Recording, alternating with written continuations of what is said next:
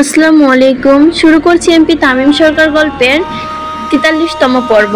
লেখনীতে কাফাতুন্নেসা কবিতা। মুখের ভাষা যখন মনের অনুভূতি বোঝাতে অক্ষম, তখন চোখের ভাষা একমাত্র হাতিয়ার নিজের অনুভূতিগুলোকে বোঝাতে।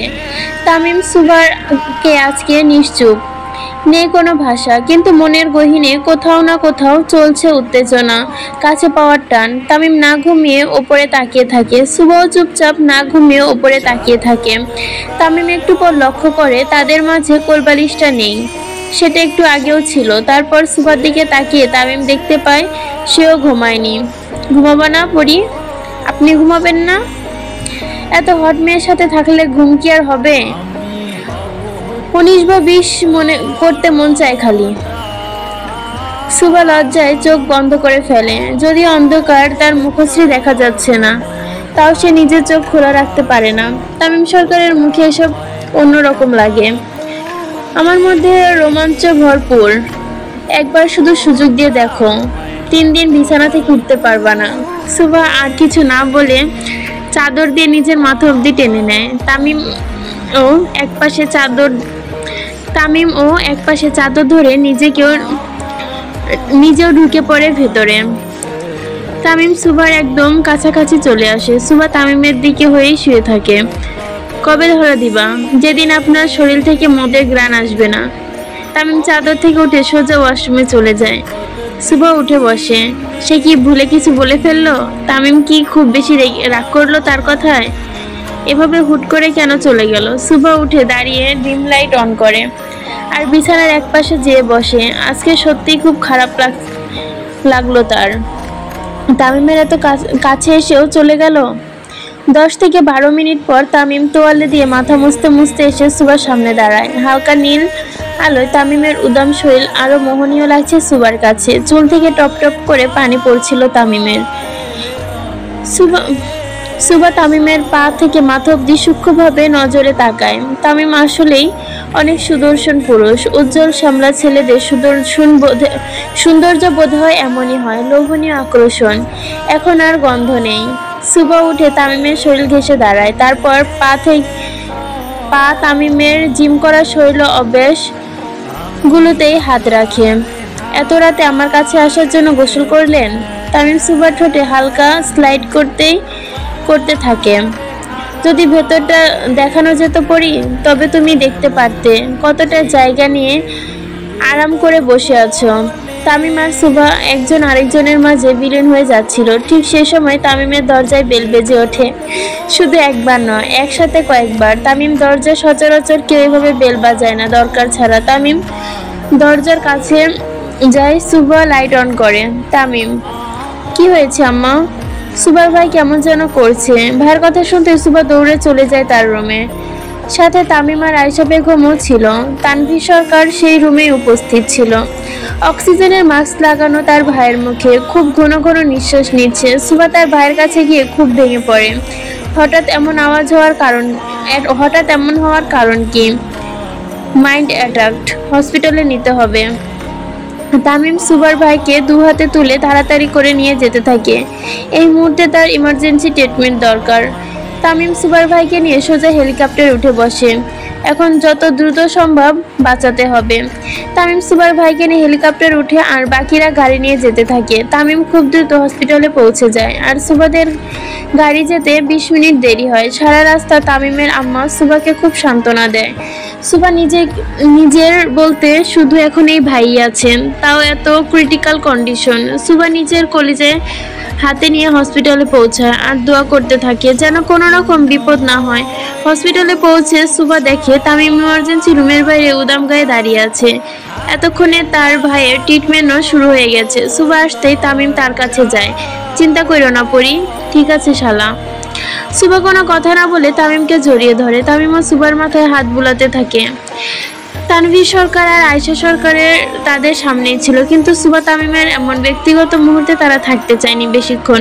দুজন অন্যদিকে চলে যায় আর পঞ্চপাণ্ডব ও যে যার মতো এই কেবিন তো ওই কেবিন সামনে দাঁড়াতে ব্যস্ত তারা। ভাই না থাকলে আমার আর নিজের বলতে কেউ থাকবে না। তামিম সুভার মাথায় হাত বুলাতে থাকে পরম যত্ন সহকারে। তোমার স্বামী এখনো মরে নাই সকাল, তোমার অভিভাবক এখনো জীবিত। তামিমের এই বাক্যের কথাই যেন সুভার শান্ত সঞ্চয় হলো আরো শতগুণ।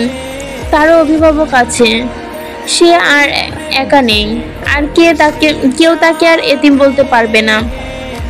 তামিম সুভাকে বাসায় আর নিজের পাশে বসায় আর নিজেও পাশে বসে। তামিম লক্ষ্য করে সুভার শরীরে শুধু নাইটি পরা, কোনো ওড়না বা কোনো কিছু নেই।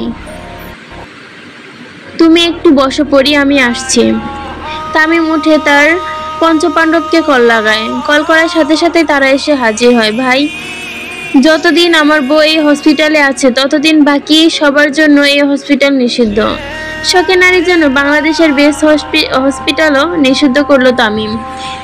পাশের হসপিটালে সমস্ত কিছু ফ্রি করে দে, সব খরচ তামিম সরকার দিবে, সবাইকে জানিয়ে দে এই হসপিটালে যেন কেউ না আসে। তামিমের নির্দেশনা দেওয়ার সাথে সাথে তারা কাজে লেগে পড়ে আর তামিম সুভার কাছে যায়। কি রে সাকিবা, তুই এত হাসতাছিস কেল্লাই? আর কইস না, একটুর জন্য আমার ফুটকি বেঁচে গেছে। মাহি সহ সকলে অবাক দৃষ্টিতে সাকিবের দিকে তাকায়।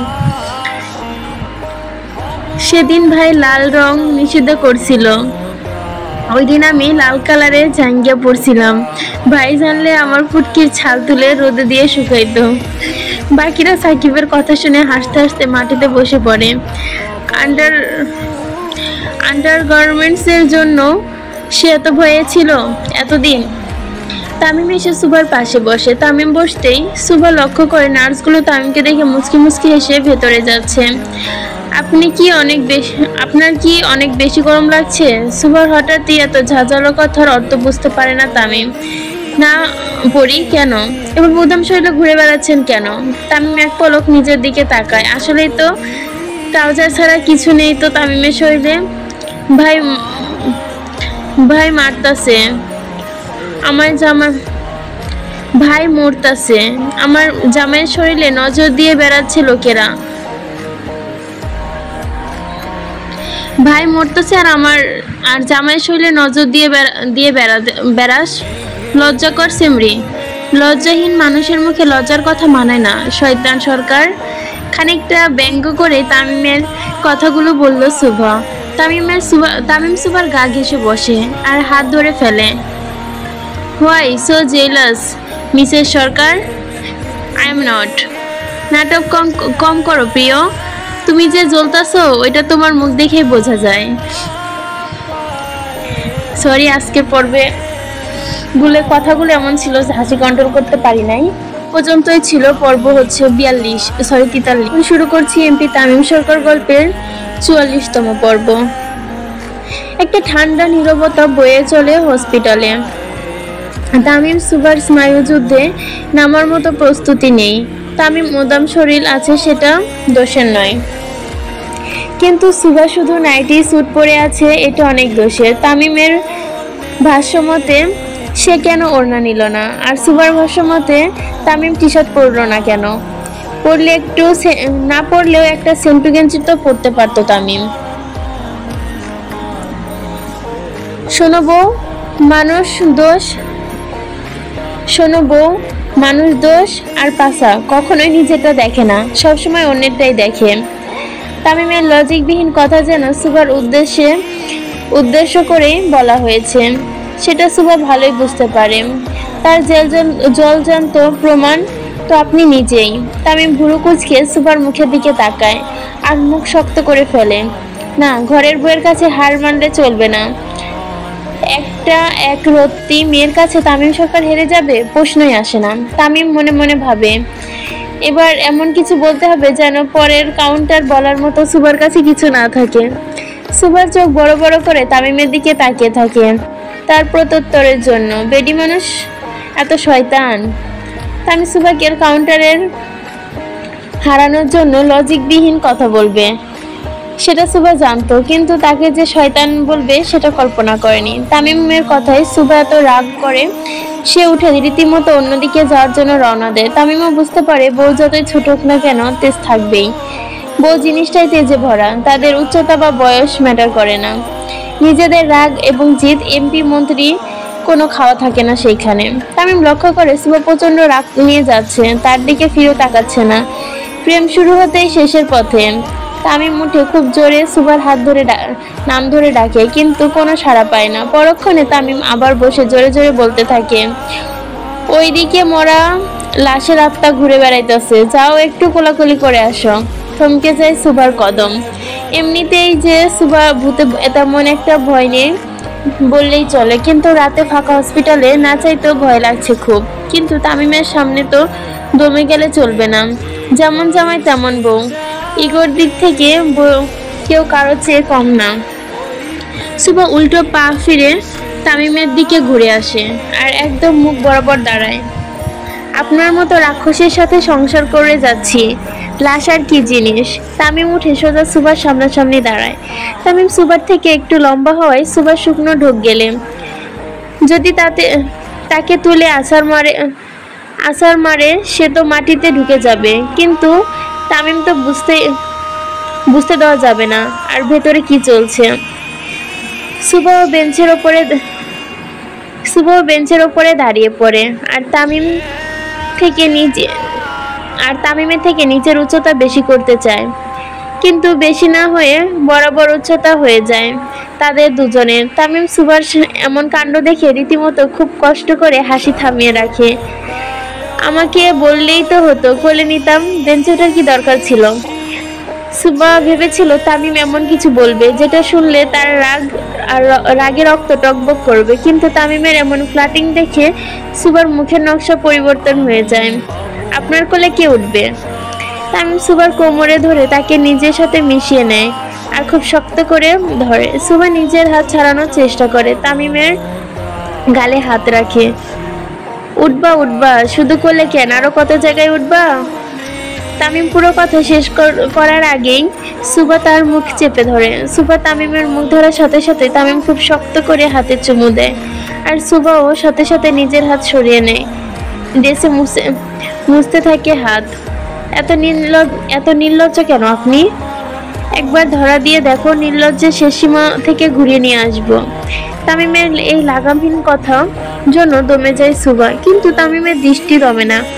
সে তার চোখ দিয়ে গিলে খাচ্ছিল সুভাকে। সুভা গলা দিয়ে কোনো শব্দ বের হতে চাইছিল না। ভেতর থেকে পঞ্চ ইন্দ্রিয় যেন তামিমের ডাকে সাড়া দিতে চাচ্ছিল। এটা হসপিটাল, বেড ফাঁকা আছে পরি। একবারে চুপ হয়ে গেছে সুভা। তামিমকে ঘাটানোর মানে ইজ্জতের ফালুদা বের করা। হসপিটালে যে উল্টাপাল্টা কিছু করে বসবে তামিম, সেটা তার হাবভাব দেখলেই বোঝা যাচ্ছে। তামিম সুভার মুখ বরাবর নিজের মুখ আনতেই তাদের কানে পরিচিত কণ্ঠ ভেসে আসে, বাজান। আয়শা বেগমের ডাক শুনে তামিম সুভার যে যার মতো আলাদা হয়ে দাঁড়ায়। তামিম সুভার কোমর ধরে তাকে নিচে নামায় আর চুল ঠিক করে দেয়। আমি ঠিক করছি, সেমনি রোমান্সের ফালুদা করিস না। সুভার কি বলবে? তামিম সরকার যে এত ঠোঁট কাটা সেটা তাকে দেখলে কেউ বলতে পারবে না। সুভাও ভেবেছিল তাই। আয়শা বেগম তাদের কাছে চলে আসে, তার সাথে আসে তানভীর সরকারও। জি আম্মা, আমি এখানে সুভার কাছে আছি, তুমি আর কর্তা বাড়ি যাও। তামিম এবং তানভীর যে যার মুখের দিকে তাকায়। গিন্নি, আপনি আর সুভা মা বাড়ি যান, আমরা দু বাপ বেটা আছি। আমি আছি আম্মা, কোনো সমস্যা নাই, আপনি আর আব্বা বাড়ি যান। আয়শা বেগম বাপ বেটার দিকে একটু রাগারাগি চোখে তাকায়। মানতেছি আমরা সুন্দরী, তাই বলে 24 ঘন্টা আঁচল ধরে বসে থাকতে হবে? কিন্তু গিন্নি, কর্তা। জি যাচ্ছি। আয়শা বেগম রীতিমতো